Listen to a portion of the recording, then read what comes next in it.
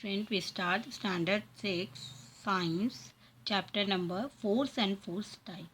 Previous class में हमने forces के बारे में पढ़ा था. आज हम आगे के फोर्सेस के बारे में पढ़ रहे हैं. ये देखिए, ये 2 बॉयज़ हैं. एक बॉयज़ 20 सेंटीमीटर की हाइट में या कम डिस्टेंस की हाइट में एक स्टोन को फुल्ली बकेट वाटर से भरी हुई में एक फेंकता है, और दूसरा जो बॉय है वो क्या करता है, हायर डिस्टेंस से 100 सेंटीमीटर और मोर देन दिस हाइट, उससे वो तेज़ी से फेंकता है. तो इन दोनों एक्टिविटी में आपको साउंड में डिफरेंस सुनाई देगा. इस साउंड में ये कम साउंड सुनाई देगा इसका, और इसका एकदम तेज़ी से आवाज़ आएगी छपक. तो ये दोनों चीज़ें में डिफरेंट है, क्योंकि जैसे जैसे ग्रेविटेशनल फोर्स हाइट ज़्यादा होने पे बढ़ता जाता है. अब हम सेकेंड एग्जाम्पल देखते हैं. The action of a lifting a sack are shown in the picture. ये देखिए, 2 पिक्चर्स दिख रहे हैं आपको. इस पिक्चर में ये खाली सैक है, बोरा, और इसमें पूरा भरा हुआ है. ओके, तो क्या आप देख रहे हैं दोनों की पोजीशन चेंज है. इसमें ये स्टैंडिंग पोजीशन में, इसमें से ये हल्का सा डाउन हो गए हैं, है ना, आगे की ओर झुक गए हैं, जिनसे ये इजीली कैरी कर सकते हैं. आप रास्ते में भी कई बार जाते हुए देखते ही होंगे कि जो हैवी वेट का बोरे रहते हैं आपके राइस वगैरह के, तो जो भी पर्सन उठाता है वो अपने को थोड़ा सा झुका लेता है, जिससे वो इजीली कैरी कर सके उस बैग को. और वो इजीली कैरी करके लेके भी जाता है. 100 केजी के बैग्स रहते हैं, 50 केजी के बैग्स रहते हैं. तो one sack look empty, the other one is full. तो what difference do you notice in the way the two sack are lifted? आप देख ही रहे हैं, डिफरेंस दिख रहा है. ये इजीली कैरी कर रहे हैं और इनको हल्का सा बैंड होना पड़ रहा है. तो ऐसा क्यों होता है? The gravitational force and the empty sack is less. इस केस में जो ग्रेविटेशनल फोर्स है वो एकदम नील है, कम है. दैट्स इज टू से इट वेट लेस. इसके कारण इसका वेट लेस है. और इस केस में जो ग्रेविटेशनल फोर्स है on the bigger sack is greater. यहाँ पे ग्रेविटेशनल फोर्स ज़्यादा लग रहा है, इसके कारण ये वेट, इसका वेट ज़्यादा है. In other word, the bag weight more. Greater force must be applied to lift a greater weight. जब हम ग्रेटर वेट लिफ्ट कर रहे हैं तो हमको ग्रेटर फोर्स अप्लाई करना पड़ेगा. Okay, Do you know, to weight an object, it is a hang from the hook of spring balance. आपने देखा है, वेट करते हैं जब ऑब्जेक्ट का, तो the suspended object is pull downward in the force of gravity. जिसका ज़्यादा वेट रहता है वो ग्रेविटी के कारण नीचे की ओर झुक जाता है. Eight the same time the force of the tension in the spring constantly pulls the object upward नीचे की ओर खींचती है, पुल. The object comes to rest when the tension in the spring and the gravitational force on the object become equal. और एक case में आके जब gravitational force और वो स्प्रिंग का जो टेंशन है वो इक्वल हो जाता है, तो वो अपने आप स्टॉप हो जाती है. और ये जो पोजीशन है, in this position the scale on the spring balance, so the gravitational force acting on the object which is the weight of the object. तो जब वो स्प्रिंग स्केल में वो स्प्रिंग बैलेंस हो जाती है, वो स्केल में आपका नोटिस आता है, दैट मीन्स जो ग्रेविटेशनल फोर्स है उस ऑब्जेक्ट में एक्ट किया, और यही होता है वेट, ऑब्जेक्ट का वेट, जो कि हम मीटर स्केल पे स्प्रिंग के उससे मीटर स्केल पे हमको वो ऑब्जेक्ट का वेट दिखाई देता है. The gravitational force acting of an object is called the weight of the object. जो ऑब्जेक्ट में ग्रेविटेशनल फोर्स एक्ट कर रहा है वो उस ऑब्जेक्ट का क्या कहलाता है, weight. Okay, the gravitational force operate between the sun and the planet in the solar system. आपको ये भी पता है कि सन और प्लैनेट के बीच में भी ग्रेविटेशनल फोर्स वर्क करता है. Because of this the planet revolve around the sun. क्योंकि ये जो प्लैनेट हैं ये सन के अराउंड में रिवॉल्व करते हैं. और at the same time gravity also operate between planet and their satellite, इसके लिए जो प्लैनेट एंड सैटेलाइट हैं फॉल करते हैं towards the sun. Which force are acting upon the aeroplane taking off into the sky, इस case में जो gravitational force है वो और एयर के थ्रू जो इस फोर्स है, ये दोनों आपस में अपवर्ड और इनवर्ड दोनों वर्क करते हैं, इसके लिए वो इजीली स्काई में फ्लाई करता है। अब हम पढ़े हैं next magnetic force. Magnetic force कब वर्क करता है? मैग्नेट के उसमें जो फोर्स लगता है, मैग्नेट के कारण जो फोर्स लगता है वो फोर्स कहलाता है हमारा magnetic force. Place a magnet on a table, हम एक टेबल पे मैग्नेट रखा।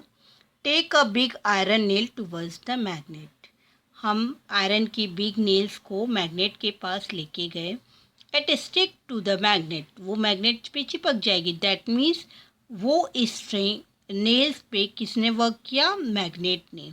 और ये जो फोर्स लगा, जो एक्ट हुआ, वो क्या कहलाता? हमारा magnetic force. The force exerted by a magnet is called magnetic force, जो फोर्स मैग्नेट के द्वारा लग रहा था वो क्या कहलाता? हमारा मैग्नेटिक फोर्स। फ्रिक्शनल फोर्स, इसके लिए समझने के लिए आप सबसे बेस्ट एग्जांपल है, आप कई बार स्लीप करते हो, स्लीप करते करते समय आप एकदम से रुक जाते हो। दैट मीन्स आप मोशन में थे और एकदम से आप रुक गए। उस केस में जो लैंड है वो आपके लेग्स के साथ कौन सा फोर्स एक्ट कर रही है? फ्रिक्शन फोर्स, जिसके कारण आप गिर नहीं पड़ते, रुक जाते। और भी हम एग्जांपल से समझते हैं। When a carrom piece is a lightly slide over the carrom board but stop at a certain distance, कई बार ऐसा होता है कि हम कैरम बोर्ड में डाइस को खेलते हैं, वो रुक जाती है, तो ये भी किसके कारण होता है? फ्रिक्शनल फोर्स के कारण।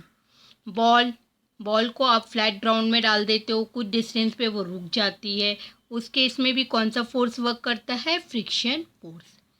When two surface rub against each other, जब कोई टू सरफेस एक दूसरे में रब कर रहे हैं तो the force of a friction comes into play, तो उसमें कौन सा फोर्स काम करने लगता है? Friction force. It always acts against the direction of the motion, और वो किस पे वर्क करता है? डायरेक्शन के अगेंस्ट में, जिसके कारण वो स्टॉप हो जाता है। When a brake is applied while riding a bicycle, it stop after running a short distance. ये तो आप लोग को इजीली पता रहेगा, क्योंकि आप लोग साइकिल राइड करते हो, तब आप जब ब्रेक लगाते हो तो वो थोड़ी देर जाके रुकती है, तो ये भी किस लिए होता है? फ्रिक्शन के कारण। तो ये सारी चीज़ें फ्रिक्शन फोर्स में होती हैं। Use your brain power. Why is the powder sprinkled on the carom board while playing carom? तो जो फ्रिक्शन है बिटवीन कॉइन और बोर्ड के बीच में, वो डिक्रीज करने के लिए हम क्या करते हैं? पाउडर डालते हैं, जिससे कि ये जो हमारी गोटी रहती है, जिसको हम डाइस बोलते हैं, वो इजीली हमारे इसमें पॉकेट में चली जाए। Take 2 pieces of smooth paper and 2 of sand paper and rub them, ये आप लोग को करके देखिएगा, बहुत मज़ा आती है। स्मूथ पेपर लीजिएगा और सैंड पेपर और रब करिएगा, तो आप देखते हैं कि स्मूथ पेपर को रब करने में आपको प्रॉब्लम नहीं जाती। The smooth surface can be easily rub against each other because the force of friction between them is less. जो स्मूथ सरफेस है उसमें हमको रब करने में ईजी हो जाता है, क्योंकि जो फोर्स ऑफ फ्रिक्शन है वो एकदम कितना होता है? लेस होता है। लेकिन जो रफ सरफेस है वो हमारा इजीली रब नहीं हो पाता उसमें, क्योंकि because the force of friction between them too much greater, क्योंकि उसमें क्या रहता है? फोर्स ऑफ फ्रिक्शन रहता है, वो ग्रेटर रहता है, ज़्यादा रहता है।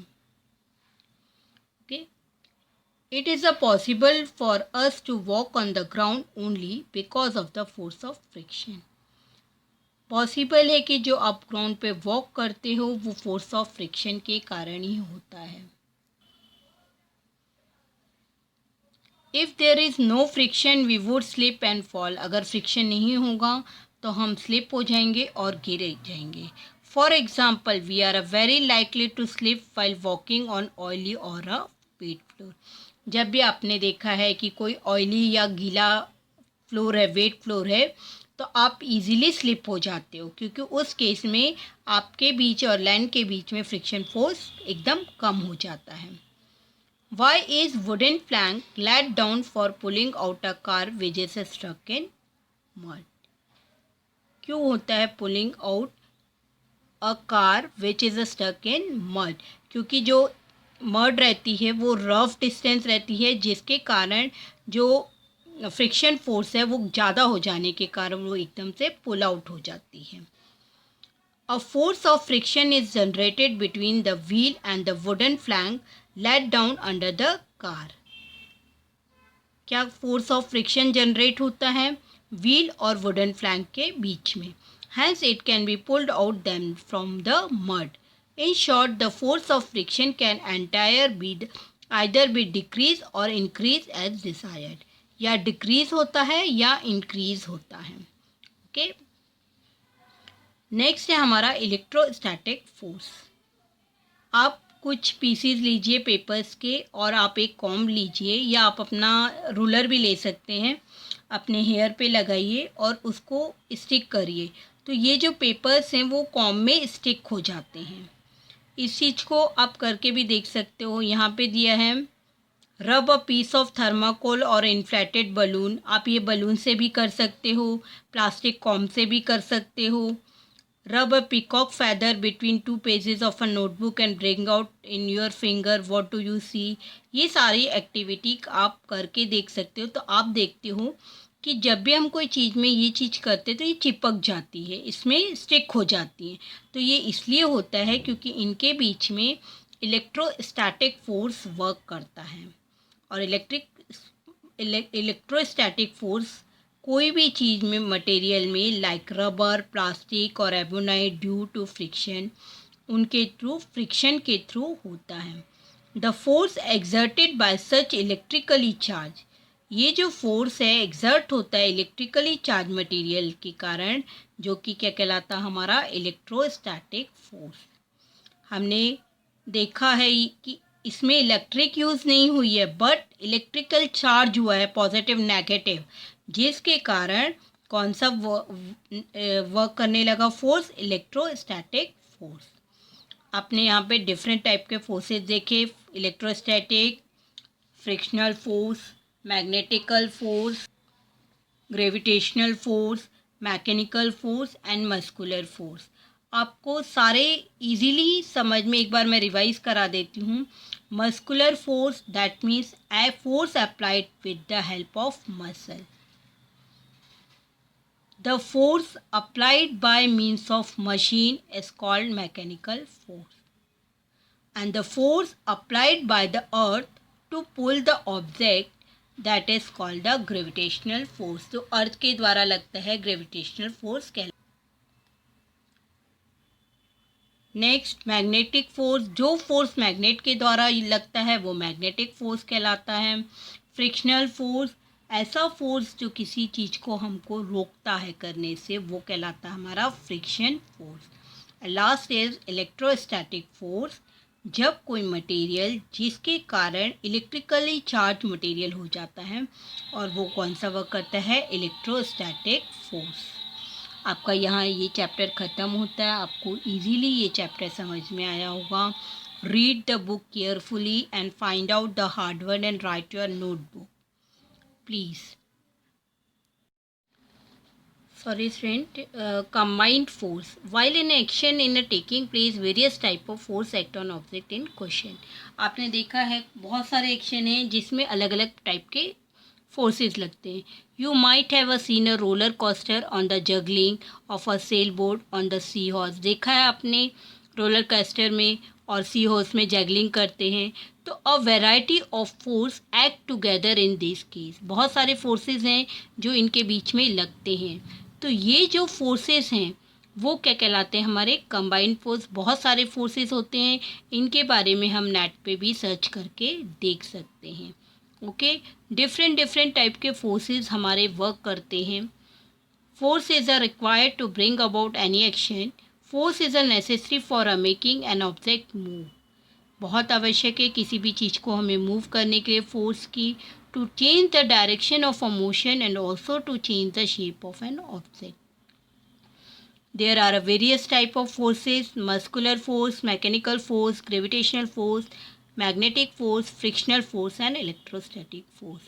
ये सारे फोर्स की नॉलेज हमने इस प्रीवियस लेक्चर में ली है. आपका ये चैप्टर यहाँ कंप्लीट होता है. Thank you.